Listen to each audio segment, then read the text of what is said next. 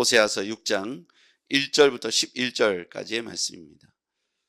호세아서 구약성경 호세아서 6장 1절부터 11절까지의 말씀입니다.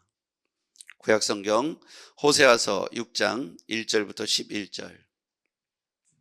호세아서 6장 1절의 말씀을 제가 먼저 읽겠습니다. 오라 우리가 여호와께로 돌아가자. 여호와께서 우리를 찢으셨으나 도로 낫게 하실 것이요 우리를 치셨으나 싸매어 주실 것임이라.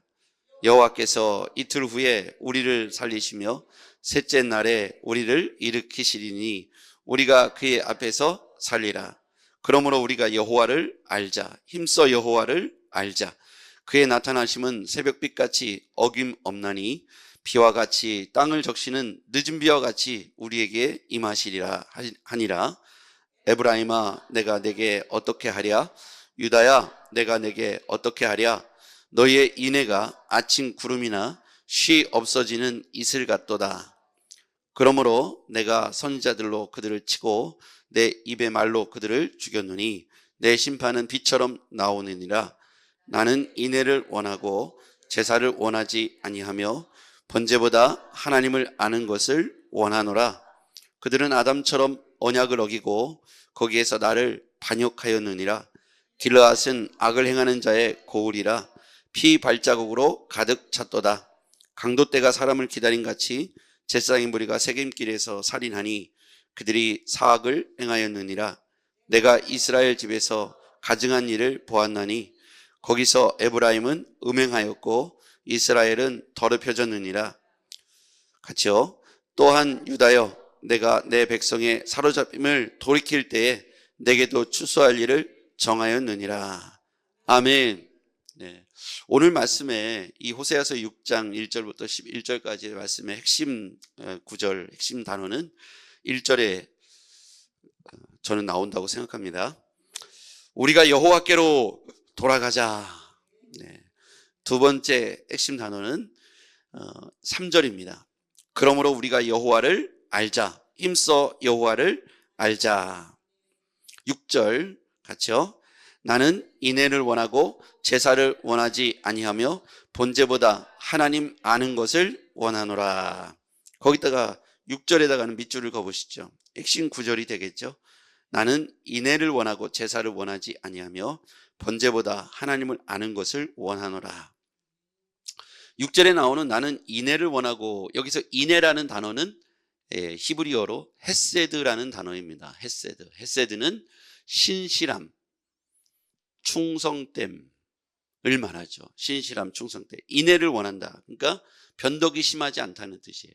하나님이 기뻐하는 것은 변덕이 심한 것을 원하지 않는다는 거고, 사람이 진실하고 신실하고 충성된 것, 그러니까 약속한 바를 잘 지켜내는 것을 원하신다. 그게 6절에 나와 있는 이 전체의 핵심 구절입니다.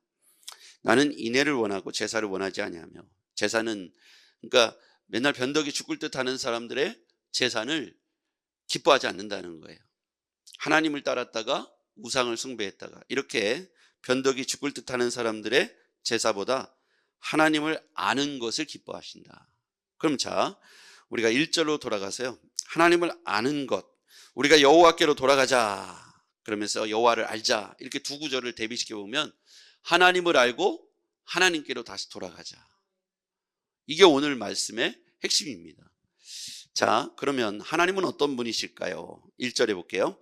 오라 우리가 여호와께로 돌아가자. 여호와께서, 하나님은 우리를 찢으셨으나 도로 낫게 하실 것이고, 심판하시나 도로 낫게 하실 것이다. 싸매어 주신다. 우리를 치셨으나 싸매어 주실 것이다. 하나님은 치시기도 하지만 싸매 주시는 분이시다. 예, 그렇죠? 왜 치실까요? 하나님이 우리를 찢으시고 우리를 치셨다고 했어요. 왜 치실까요? 돌아오게 하려고요. 그렇죠? 정확한 말씀이에요.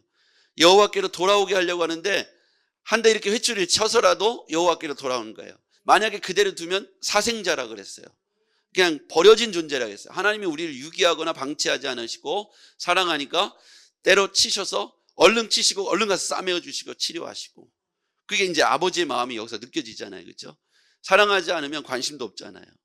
사생자, 죽은 자, 버려진 자, 유기된 자, 하나님이 우리를 택하시고 부르셨는데 우리를 그냥 재미삼아 부르신 게 아니라는 거예요. 특별한 사명과 소명이 있으셔서 우리를 부르셨는데, 제가 요즘 느끼는 게 뭐냐면 예수를 믿는 확률이요 10분의 1이 안 되더라고요.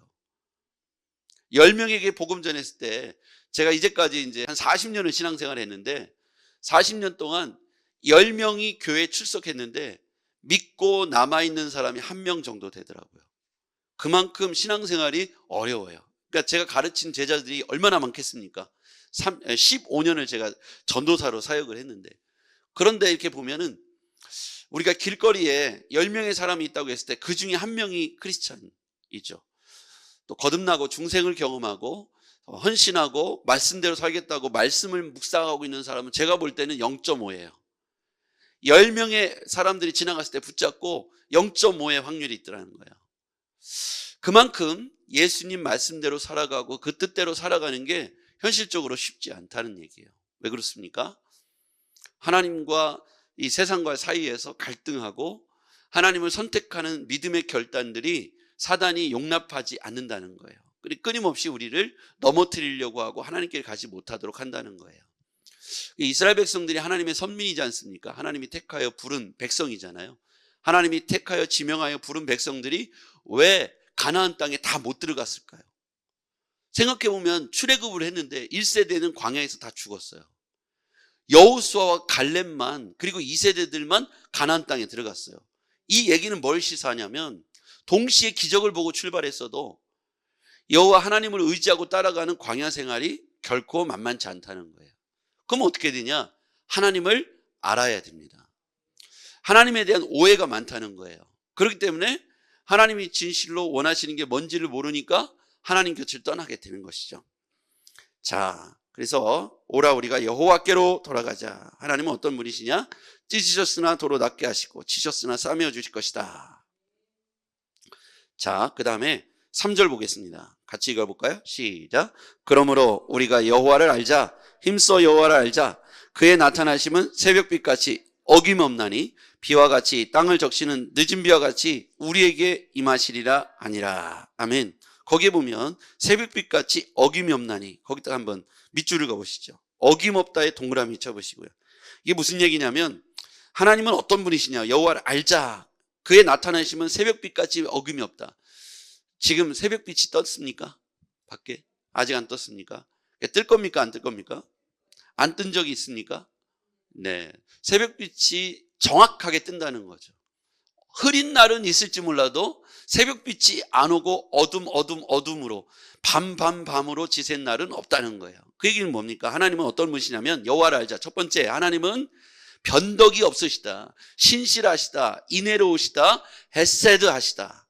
아까 인애가 헤세드라고 했죠. 하나님의 속성이 뭐냐? 하나님은 충성되다, 신실하시다, 성실하시다. 그러니까 하나님이 우리에게 원하시는 건 뭐냐면 신실하라는 거예요. 뭐예요? 언약의 신실하라는 거예요. 구약과 신약의 핵심은 뭐냐면 하나님과 이스라엘 백성, 하나님과 우리와 맺은 약속이라는 거예요. 첫 번째 약속은 아담과 하와에게 주어졌죠. 그렇죠? 최초의 살 아담과 하와에게 이 모든 것을 허락하되 약속 하나만 하자. 동산 중앙에 있는 나무의 실과는 먹지 마라. 그 외에 나머지는 다 너희의 소유다. 이렇게 약속을 했잖아요. 그죠? 그래서 하나님께서 우리하고 맺은 올드 테스트먼트가 구약이고 뉴 테스트먼트가 신약이에요. 약속이라는 거예요. 그러면 근본적으로 하나님과 우리 사이에는 뭐가 있냐면 계약이 존재하는 거예요. 이스라엘과 하나님 사이의 가장 중요한 핵심의 신학은 뭐냐면 계약 사상이에요. 이스라엘 백성들과 하나님 사이에 맺은 것은 계약이 있어요. 그게 뭐냐면 너희들이 내 언약의 말씀을 지켜 행하고 율법대로 행하면 내가 너희와 함께 할 것이고 나는 너희의 하나님이 되고 너희는 나의 백성이 될 것이다 라고 하는 계약을 맺으신 거예요. 언약이 있어요. 내가 너희와 함께 하겠고 너희를 지키실 것이고 너희를 동행할 것이다. 그런데 너희가 나의 말을 어기고 떠나면 어떻게 되는 거예요? 심판에 이르게 되는 거죠. 그렇죠? 이게 구약에서 일어난 충돌이에요. 이스라엘 백성들이 끊임없이 마음에 변덕이 죽을 듯했어요. 홍해를 건너고 나서 춤을 추면서 막 하나님을 찬양했죠. 야, 기적이다, 기적. 바다가 갈라지고 저 애굽의 군대가 수장되는 걸 보면서 여호와 하나님이 살아계시다고 춤을 췄어요. 근데 몇 날 며칠이 못 됐죠. 목마르니까 다시 원망하죠. 마라의 쓴물 앞에. 그죠? 그러니까 이 광야의 생활에서 그들이 계속 하나님과의 계약과 언약에 있어서 마음이 들쭉날쭉하는 거예요. 하나님은 새벽빛같이 어김이 없다는 거예요. 변개함이 없다. 인내하시다. 하나님의 특성이죠. 비와 같이 땅을 적시는 늦은 비와 같이 우리에게 임하실 것이다. 그러면서 6절 4절의 말씀, 우리에 대한 표현가가 이렇게 되어 있죠. 4절 시작. 에브라임아 내가 내게 어떻게 하랴, 유다야 내가 내게 어떻게 하랴. 너희의 인애가 아침 구름이나 쉬 없어지는 이슬 같도다. 자, 거기 한번 볼게요. 너희의 인애가 아까 뭐라고 했어요? 헤세드가 무슨 뜻이라고 했죠? 신실함, 충성. 예. 자, 그 약속을 잘 지키고 신실하고 변함이 없고 충성된 것을 인애라고 했어요. 헤세드. 이게 하나님의 속성인데요. 너희의 인애가 아침 구름이나 시 없어지는 이슬 같도다. 그 얘기 뭐예요? 있는 것 같은데 없어져 버린 거예요. 우리가 하나님 앞에 신실한 것 같은데 변덕이 죽을 듯 한다는 거예요. 그래서 우상 숭배하지 말라는 하나님의 약속을 그냥 손바닥 뒤집듯 약속을 어겨버렸다는 겁니다. 그러므로 너희들의 그러한 변덕이 죽을 듯함으로 5절 그러므로 내가 선지자들로 그들을 치고, 그 이유가 바로 이것이죠. 아침 구름 쉬 없어진 이슬같이 인애가 사라져버렸기 때문에, 그러므로 그 결과로 내가 선지자들로 그들을 치고 내 입의 말로 그들을 죽였나니 내 심판은 비처럼 나오느니라. 6절 같이 읽어봐요. 시작. 나는 인애를 원하고 제사를 원하지 아니하며 번제보다 하나님 아는 것을 원하노라. 아멘. 자, 여러분 공부 잘하는 학생은요, 선생님이 뭘 가르치는지를 정확히 이해하는 거예요. 그렇죠? 선생님이 강조하는 단어가 있을 거 아닙니까? 유독이 강조하는 때는 시험에 나오겠구나 라고 생각할 수 있잖아요. 그러니까 선생님이 뭘 원하시는지를 알고 그걸 공부해야 되는 거죠. 엄마 아빠가 양육하는 태도에 있어서 중요하게 생각하는 게 있을 수 있어요. 그렇죠? 예를 들자면 양육자의 태도가 정직한 거, 거짓말한 걸 정말 싫어해. 그런데 이 아이가 그걸 모르고 자꾸 거짓말을 해. 그럼 맨날 회초리를 맞는 거죠. 하나님이 어떤 분이신지 아는 것이 왜 중요하냐면, 하나님이 우리에게 원하시는 대로 삶을 살아가는 것이 하나님이 우리를 향한 뜻이라는 거예요. 항상 기뻐해라. 쉬지 말고 기도해라. 범사에 감사해라. 이것이 너희를 향하신 하나님의 뜻이니라. 그러면 우리가 하나님께서 하나님의 형상대로 우리를 빚으시고 이 땅에 우리를 보내셨을 때는 하나님의 뜻대로 살아가는 삶을 위하여 우리가 보내심을 받고 지으심을 받았다고 믿습니다. 여러분 동의하십니까? 하나님이 보내신 일을 기쁘시게 하는 게 우리의 목적이고 우리의 삶이에요. 그래서 성경에 보면, 고린도전후서에 보면 우리를 그리스도의 사신, 그리스도의 편지, 그리스도의 향기라고 표현하고 있어요. 그럼 우린 그리스도의 사신이면 우린 누구를 나타내야 됩니까? 내 뜻입니까? 그리스도의 뜻입니까? 그리스도의 뜻이죠. 예수님의 뜻을 이 땅 가운데 나타내는 게 우리의 삶이 되어야 되는 거예요. 우리는 보내심을 받은 사자이지 우리가 대표하는 사람은 아니라는 거예요. 그리스도를 대표해서 보내심을 받아 이 땅 가운데 살아가는 것이죠. 그래서 우리가 그분의 뜻을 이해하고 그분이 무엇을 기뻐하고 우리에게 뭘 오늘 원하시는지를 아는 것이, 분별하는 것이 중요한데, 하나님을 알자. 왜 그럴까요? 왜 하나님을 알아야 된다고 했을까요? 7절 그들은 아담처럼 언약을 어기고, 아까 인애를 버렸다는 표현이 바로 이것이죠. 아담처럼 언약을 파기하고. 왜 그렇습니까? 변덕이 죽을 듯하기 때문이죠. 왜 변덕이 그렇게 엎치락뒤치락 했을까요? 신실함을 기다리지 못했던 이유는 그들이 눈앞에 보이는 것에 집중했기 때문이죠. 지금 약속을 받고 막 가다 보니까 탄탄대로가 열리면 얼마나 좋아요. 그런데 앞에 홍해가 딱 놓여 있는 거예요. 이게 뭐지? 하나님이 약속을 받고 우리가 출애굽했는데 왜 홍해가 놓여 있지? 이 얘기를 요즘 표현을 해보면, 예수님 믿자고 해서 누가 전도해서 내가 교회 나왔는데 왜 이런 어려움이 생기지? 근데 이 어려움을 면제해 주겠다고 말씀하신 데는 없어요. 하나님이 그 어려움 가운데 함께 하시겠다고 했죠. 그리고 피할 길을 내시고 능히 감당할 시험 외에는 주시지 않는다고 했습니다. 그러니까 홍해라 할지라도 갈라줄 줄 믿어야 된다는 것이죠. 예수를 믿었다면서 우리가 왜 흔들리냐면, 눈앞에 보이는 현실을 직시하기 때문이죠. 그 안에 우리와 함께 하시는 전능하신 하나님이 보여지면 문제는 문제가 아니라는 것이죠. 그 문제를 통해서 역사하실 하나님을 바라보시기를 주의 이름으로 축복합니다. 아침 이슬처럼 사라져버리는 언약의 백성이 되지 마시고 늘 정오의 빛같이 빛나는 믿음의 사람 되기를 바랍니다.